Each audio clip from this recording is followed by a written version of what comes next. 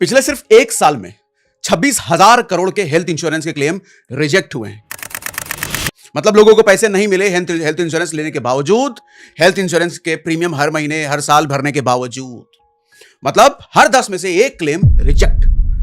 इसका मतलब यह समझिए आप कि हेल्थ इंश्योरेंस ले लिया आपने, सालों तक प्रीमियम भरते रहो, लाखों भर दिए, करोड़ों भर दिए, इससे कोई मतलब नहीं है। लेकिन इंश्योरेंस कंपनी जब क्लेम देने का वक्त आएगा, जब आप हॉस्पिटल में हो और बिल बोलोगे भैया इंश्योरेंस कंपनी दे दे, इंश्योरेंस कंपनी कहेगी नहीं, कर दिया रिजेक्ट, अपनी जेब से भरो सारा बिल। और आप कुछ नहीं कर सकते, आपको भरना पड़ेगा अपनी जेब से बिल। भैया राजकोट की एक आंटी के साथ यही हुआ है।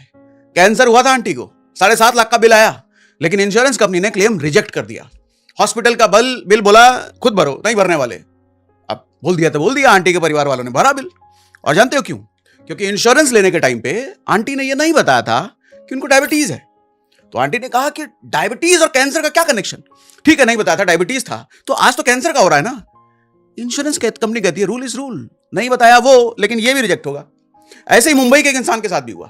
2.5 करोड़ का इंश्योरेंस था भाई साहब के पास, 2.5 करोड़। सोचिए 2.5 करोड़ का इंश्योरेंस का प्रीमियम कितना ज्यादा भरता होगा वो आदमी, उसको भी नहीं मिला। फिर तो यही लगता है ना कि हेल्थ इंश्योरेंस लेना बेकार है ना। आखिर में इंश्योरेंस कंपनी क्लेम तो देगी ही नहीं। हॉस्पिटलाइजेशन के बाद जब हम कहेंगे भैया इंश्योरेंस कंपनी पैसे दो, 5 लाख 7 लाख 10 लाख 1 करोड़ जितने का बिल आया, और कंपनी नहीं देगी तो हमारे प्रीमियम भरने का क्या फायदा? लेकिन ऐसा नहीं है। अब मेरी बात ध्यान से सुनो जो मैं कहने जा रहा हूं।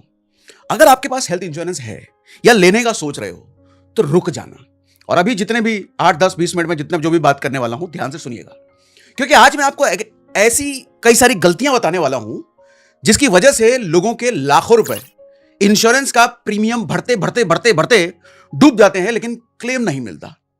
और पता है, ये कुछ बहुत छोटी छोटी गलतियां हैं जो इंश्योरेंस खरीदते वक्त हम करते हैं। कुछ बहुत छोटी छोटी चीजें हैं जो हम इग्नोर कर जाते हैं, जो ध्यान नहीं देते, और जब क्लेम का वक्त आता है तो हमको नहीं मिलता। इन्हीं गलतियों के बारे में आज ध्यान से बताने वाला हूं कि इंश्योरेंस ले लिया है, लेने का प्लान कर रहे हो तो ये गलतियां चेक कर लो, कहीं आपने कर तो नहीं रखा, या लेने वाले हो तो कर तो नहीं रहे। ध्यान से सुनिएगा क्या क्या गलतियां हैं। और ये पूरा जो लेसन आज मैं आपको देने वाला हूं ना, इसके लिए मैंने इंटरनेट पे बहुत पढ़ाई करी है भैया, बहुत एनालिसिस करी है, लेकिन फिलहाल गलतियां बताता हूं क्या क्या गलतियां हम करते हैं। अब गलती नंबर 1 ध्यान से सुनिए, को पेमेंट का चक्कर। आप में से ज्यादा तो लोग वर्ड सुना भी नहीं होगा, पॉलिसी डॉक्यूमेंट में देखा भी नहीं होगा, लेते वक्त ध्यान भी नहीं दिया होगा, लेकिन इसके चक्कर में फंस जाती है आपकी पॉलिसी। पूरा सिनेरियो समझाता हूं। एजेंट आएगा आपके पास, बोलेगा सर 5 लाख का कवर है, प्रीमियम आएगा 7,000 रुपए साल का, और फिर बोलेगा अगर आपने 20% को पेमेंट ले लिया तो प्रीमियम में 1,800 रुपए की छूट भी मिल जाएगी। आप खुश हो जाओगे, 1,800 रुपए की छूट मिल रही है, बिना ये जाने कि को पेमेंट आपको कैसे नुकसान पहुंचाने वाला है, पूछोगे भी नहीं आप, और आप साइन कर दो, आगे बढ़ जाओ। अब इमेजिन करो 9 महीने बाद एक्सीडेंट हो गया, भगवान ना करे हो गया, हॉस्पिटल में एडमिट हुए, बिल आया 2 लाख रुपए, आपने क्लेम किया, इंश्योरेंस कंपनी ने 1,60,000 रुपए दिए, बाकी 40,000 नहीं दिए। क्यों? क्योंकि सर आपका को पेमेंट है ना 20% का, तो 20% आप दो। को पेमेंट का यही मतलब होता है कि सारा पैसा इंश्योरेंस कंपनी नहीं देगी। आप कैलकुलेशन करो जरा, आपने कितने रुपए बचाए थे प्रीमियम में? 1,800 रुपए, 40,000 रुपए के क्लेम में देने पड़े आपको।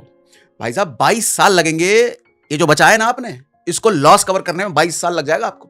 तो रूल क्या है, लेसन क्या है? को पेमेंट वाली पॉलिसी से दूर रहो, जब तक बहुत ज्यादा मजबूरी ना बन जाए को पेमेंट का ऑप्शन चुनना ही नहीं है। अब गलती नंबर 2 ध्यान से सुनिए, रूम रेंट लिमिट का ट्रैप। ये बहुत ज्यादा डेंजरस है, क्योंकि ये लोगों को समझ नहीं आता आसानी से, और बाद में फंसते कब है? जब भैया इंश्योरेंस से क्लेम लेने की बारी आती है। सिनेरियो समझिए, मान लो आपका 5 लाख का कवर है, पॉलिसी में लिखा है room rent limit equal to 1% of sum assured, मतलब 5 लाख का 1%, यानी कि 5,000 रुपए per day room rent cover है। कहने का मतलब 5,000 रुपए पर डे तक का अगर आपका रूम है, रूम का किराया है, तो कंपनी इंश्योरेंस वाली बियर कर देगी। तो इससे आपको क्या समझ में आता है कि भैया 5,000 से ऊपर अगर है तो हमको खुद से बियर करना पड़ेगा, यही समझ आता है ना। समझाता हूं, मान लो आप हॉस्पिटल चले गए, आपने 10,000 वाला कमरा ले लिया, आपने सोचा कि 2 ही दिन तो रहना हॉस्पिटल में, 10,000 रुपए एक्स्ट्रा दे देंगे, क्योंकि 5,000 करके, एक दिन का 5,000 एक्स्ट्रा तो 2 दिन का 10,000 एक्स्ट्रा दे देंगे। लेकिन यहां ट्विस्ट आता है, 2 दिन बाद जब आप डिस्चार्ज होते हो, इंश्योरेंस कंपनी कहेगी सर आपको 25,000 रुपए एक्स्ट्रा देना है। आपको 25,000 एक्स्ट्रा कैसे देंगे भैया, सिर्फ 10,000 का तो रूम लिया था हमने। तो कंपनी बोलेगी नहीं सर, आपने चूंकि 50% ज्यादा का रूम ले लिया, 5,000 कवर था, 10,000 का आपने रूम ले लिया, 50% ज्यादा का रूम ले लिया है, तो आपका इंश्योरेंस कंपनी 50% ही कवर करेगी सब चीजों का। सब चीजों का? हाँ, सब चीजों का, सिर्फ रूम रेंट का नहीं, पूरा बिल। मतलब रूम रेंट का भी 50% देगी कंपनी, सर्जन फी का भी 50% देगी, डायग्नोस्टिक का भी 50% देगी, हर चीज का सिर्फ 85% देगी। मतलब सर्जन फी मान लो 50,000 रुपए था, तो आपको सिर्फ 25,000 मिलेंगे, बाकी 25,000 खुद से दो। आप कहोगे भाई ये तो सरासर धोखा है, ये क्या बात हुई, ये तो उटपटांग रूल है। इंश्योरेंस कंपनी कहेगी रूल इज रूल, आपने जब साइन किया था तब नहीं पढ़ा था, तब सच में नहीं पढ़ा था, इसीलिए तो फंसे। तो इसीलिए रूम रेंट लिमिट जरूर देख लेना। लेसन इससे क्या मिलता है, रूम रेंट लिमिट वाली पॉलिसी कभी नहीं लेना। रूम रेंट लिमिट नहीं होनी चाहिए आपकी पॉलिसी में। No room rent limit capping वाली पॉलिसी ढूंढो भैया, वही लेनी है। अब गलती नंबर 3 सुनो, डिजीज वाइज सब लिमिट्स। ये बड़ा गंदा ट्रिक है इंश्योरेंस कंपनियों का, सुनना ध्यान से। सिनेरियो ये है कि कोई एजेंट आएगा आपके पास, बोलेगा सर 10 लाख का कवर मिल रहा है आपको और सिर्फ 6,000 रुपए प्रीमियम देना है। आप सोचोगे बड़ा सस्ता है भैया, ये कैसे? अच्छा, भरोसा भी कर लोगे एजेंट की बात पर, क्यों? क्योंकि आपका फैमिली का जानने वाला, रिलेशन वाला है ना, ट्रस्ट कर लिया आपने, पॉलिसी उससे ले लिया, सारे डॉक्यूमेंट साइन मार दिए।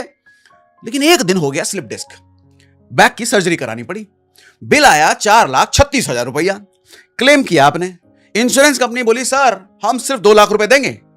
आप कहोगे हैं भैया मेरे पास तो 10 लाख का कवर है, तो कंपनी बोलेगी सर पॉलिसी पढ़ लीजिए एक बार, बैक सर्जरी के लिए लिमिट है सिर्फ 2 लाख रुपए, हार्ट सर्जरी के लिए लिमिट है सिर्फ 2.5 लाख रुपए, नी रिप्लेसमेंट के लिए लिमिट है सिर्फ 2.25 लाख रुपए।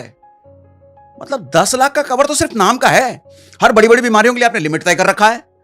तो भैया इसीलिए पॉलिसी इतनी सस्ती थी, क्योंकि कंपनी कभी पूरा पैसा देना ही नहीं चाहती, उसको देना ही नहीं है। लेसन क्या मिलता है पॉलिसी में, नो डिजीज वाइज सब लिमिट चेक करो, नो डिजीज वाइज सब लिमिट जरूर देखो भैया। अब चौथी गलती सुनो, वेटिंग पीरियड और बीमारी का डिस्क्लोजर नहीं करना, यह बड़ी गलती है, यह समझना बहुत जरूरी है। आखिर हेल्थ इंश्योरेंस लेते वक्त वेटिंग पीरियड का फंडा होता क्या है? अब आप कहेंगे क्या सागर सर रेलवे की टिकट की तरह यहां भी वेटिंग? नहीं भैया, ये वो वाली वेटिंग नहीं है, ये थोड़ा अलग है, समझाता हूं। सबसे पहला ऑप्शन वेटिंग पीरियड में होता है 1 मंथ वेटिंग पीरियड। मतलब आप ये देखो कि पॉलिसी लेने के बाद पहले 1 महीने तक ज्यादातर बीमारियां कवर नहीं होती, सिर्फ एक्सीडेंट को छोड़ करके। अगर किसी तरह का एक्सीडेंट हो गया तो वो तो डे 1 से कवर होता है, लेकिन बीमारी उसके अलावा कोई भी 30 दिनों तक कवर नहीं होगी। सिंपल शब्दों में क्या मैं कहना चाह रहा हूं, पहले 30 दिन तक एक्सीडेंट को छोड़कर किसी भी मेडिकल प्रोसीजर के लिए इंश्योरेंस आपको पैसा नहीं देगा। उसके बाद आता है स्पेसिफिक इलनेस वेटिंग पीरियड। कुछ बीमारियां ऐसी होती है जो धीरे धीरे डेवलप होती है, इंश्योरेंस कंपनीज इनको पहले 2 साल तक कवर नहीं करेगी। एग्जांपल के लिए हर्निया हो गया, कैटरैक्ट हो गया, किडनी स्टोन हो गया। मतलब अगर यह प्रॉब्लम पहले 2 साल में निकल आती है तो उसका बिल इंश्योरेंस कंपनी नहीं भरेगी। और इसके बाद होता है प्री एग्जिस्टिंग डिजीज के लिए वेटिंग पीरियड। मतलब प्री एग्जिस्टिंग डिजीज मतलब वो बीमारियां जो पॉलिसी लेने के पहले ही आपके अंदर है, या जो भी पॉलिसी ले रहा है उसके अंदर है, जैसे डायबिटीज हो सकता है, बीपी हो सकता है, थायराइड हो सकता है। इन बीमारियों का ट्रीटमेंट इंश्योरेंस कंपनी आमतौर पर 2 से 3 साल तक कवर नहीं करती। तो पॉलिसी लेने से पहले एक और बात ध्यान रखना कि बीमारी छुपाना नहीं। कई लोग सोचते हैं कि भैया डिजीज बताएंगे ही नहीं तो वेटिंग पीरियड से बच जाएंगे हम। भैया वो जो बैठे हैं ना उनको सब पता है, वो आपका शरीर ऑपरेशन खोलते टाइम सारा खंगाल लेंगे कौन सी बीमारी कब हुई नहीं हुई। तो ये सबसे बड़ी गलती है, आप बीमारी छुपाते हो, बाद में क्लेम करते हो और कंपनी नॉन डिस्क्लोजर की वजह से आपका क्लेम रिजेक्ट कर देती है। लेसन क्या है, बीमारी छुपाओगे फ्यूचर में क्लेम रिजेक्ट होगा। शुरुआत में जो मैंने कैंसर वाली आंटी बोला, जिनको डायबिटीज था नहीं बताया था, तो कैंसर का क्लेम रिजेक्ट हो गया। ठीक है, अब गलती नंबर 5 सुनो, प्री एंड पोस्ट हॉस्पिटलाइजेशन। देखो भैया एक दिन चक्कर आया, मान लो डॉक्टर के पास आप गए, ब्लड टेस्ट करवाया, MRI करवाया और डॉक्टर बोलेंगे एडमिट हो जाओ। हॉस्पिटल में 3 दिन आप रहे, हॉस्पिटल का बिल आया 10,000 रुपए मान लो। एडमिट होने से पहले के टेस्ट लेकिन 15,000 के थे। अच्छा, क्लेम किया आपने, इंश्योरेंस कंपनी बोलेगी कि सर हम सिर्फ हॉस्पिटल का जो बिल आया है 10,000 रुपए वही देंगे। मतलब पहले के टेस्ट में जो 15,000 खर्चे हुए वो कवर नहीं है। मतलब एडमिट होने से पहले जो भी खर्चे हुए, डिस्चार्ज होने के बाद जो भी खर्चे हुए, वो आप ही भरोगे। लेसन क्या है, पॉलिसी में प्री हॉस्पिटलाइजेशन देखो 30 से 60 दिन का कवर होना चाहिए, यानी कि हॉस्पिटलाइजेशन के वक्त का 30 से 60 दिन का पहले का जो भी टेस्ट वगैरह खर्चा हुआ है सब वो कंपनी भरेगी। पोस्ट हॉस्पिटलाइजेशन 60 से 90 दिन का कवर ढूंढो, मतलब हॉस्पिटल से डिस्चार्ज होने के 60 से 90 दिन तक जो भी दवाइयों का खर्चा होगा, टेस्ट का खर्चा होगा, सब कंपनी भरेगी। तो इसलिए ये भी बहुत जरूरी है। और अब वीडियो के एंड करने से पहले एक क्विक रिकैप बता देता हूं आपको कि हेल्थ इंश्योरेंस लेने से पहले क्या क्या चीजें आपको चेक करनी है। हमने क्या क्या बात करी, सबसे पहला नॉन को पेमेंट वाला ऑप्शन होना चाहिए, यानी कि अपनी जेब से हमको पैसा नहीं देना, को पेमेंट नहीं होना चाहिए। दूसरा हमने क्या बात करी, नो रूम रेंट लिमिट होनी चाहिए, रूम रेंट पर भी कोई कैपिंग नहीं होनी चाहिए। उसके बाद हमने बात किया नो डिजीज सब लिमिट, पूरा कवर चाहिए इंश्योरेंस कंपनी से, पार्शियल नहीं, हमको कुछ नहीं भरना। उसके बाद हमने वेटिंग पीरियड पर बात करा, इसकी जानकारी भैया ले लेना जरूर, इंश्योरेंस जो भी पॉलिसी आप खरीदो। उसके बाद हमने बात करा pre and post hospitalization. Pre hospitalization कम से कम 30 से 60 दिन का जरूर होना चाहिए, पोस्ट हॉस्पिटलाइजेशन कम से कम 60 से 90 दिन का जरूर होना चाहिए। उसके बाद एक दो चीज और आप समझ लो, नेटवर्क हॉस्पिटल्स भी जरूर देखो। आप जिस भी एरिया में रह रहे हो वहां जो भी हॉस्पिटल अवेलेबल हैं वो आपकी पॉलिसी में कवर हैं कि नहीं है, क्योंकि जब नौबत आती है हॉस्पिटल में जाने की तो आदमी सबसे पास वाला हॉस्पिटल सबसे पहले देखता है। तो आपके घर के पास वाला हॉस्पिटल उस पॉलिसी में कवर है कि नहीं ये जरूर देखो। उसके बाद क्लेम सेटलमेंट रेशियो भी देखो, जिस भी कंपनी का आप प्लान ले रहे हो 95% से ज्यादा जिस कंपनी का क्लेम सेटलमेंट रेशियो है वही लो। और अब लास्ट में एंड करने से पहले कुछ एक दो बातें ध्यान से सुन लीजिए। देखो होता क्या है कि हम में से ज्यादातर लोग पॉलिसी डॉक्यूमेंट नहीं पढ़ते, बोरिंग लगता है ना, इतना लंबा डॉक्यूमेंट कौन पढ़ेगा। लेकिन ये वन टाइम एफर्ट है सर। एक सही पॉलिसी आपको पैसों के भरपूर टेंशन से बचा सकती है, जो एक नौबत के लिए आप ले रहे हो, जो एक टाइम के लिए ले रहे हो ना, भैया हॉस्पिटलाइजेशन का बिल हमको नहीं भरना, वरना अगर भगवान ने कुछ भी अनचाहा ऐसा करा दिया तो डॉक्यूमेंट नहीं पढ़ना अपराध है, ये समझ लो। तो कोई भी पॉलिसी ले रहे हो पॉलिसी का डॉक्यूमेंट जरूर पढ़ो। एक गलत पॉलिसी आपको और आपका सब कुछ डुबा सकती है, जान लो। दोस्तों, हेल्थ इंश्योरेंस लेते वक्त ज़्यादातर लोग एक बहुत बड़ी गलती कर देते हैं और वही गलती बाद में क्लेम रिजेक्ट की सबसे बड़ी वजह बन जाती है। दोस्तों, आज की इस वीडियो में सागर सिन्हा सर ने आपको वह 5 जरूरी बातें बताई जो अगर आपने हेल्थ इंश्योरेंस लेने से पहले नहीं देखी तो यकीन मानिए आपका क्लेम पक्का रिजेक्ट हो सकता है। कभी प्री एक्साइटिंग डिसीज का छुपा होना कॉज, कभी वेटिंग पीरियड का जाल, तो कभी हॉस्पिटल नेटवर्क की सच्चाई। इंश्योरेंस कंपनी यही छोटी छोटी शर्तें दिखाकर लाखों लोगों का क्लेम रोक देती है। अगर आप चाहते हैं कि जरूरत के वक्त आपका पैसा आपको पूरा मिले तो हेल्थ इंश्योरेंस लेने से पहले सागर सिन्हा सर की ये टिप्स जरूर आजमा लेना। दोस्तों, अगर आपको ऐसी सच्ची और काम की जानकारी पसंद आई हो और आप भी सागर सिन्हा सर के फैन हो तो अभी इस वीडियो को लाइक कीजिए और चैनल को सब्सक्राइब करना ना भूलें।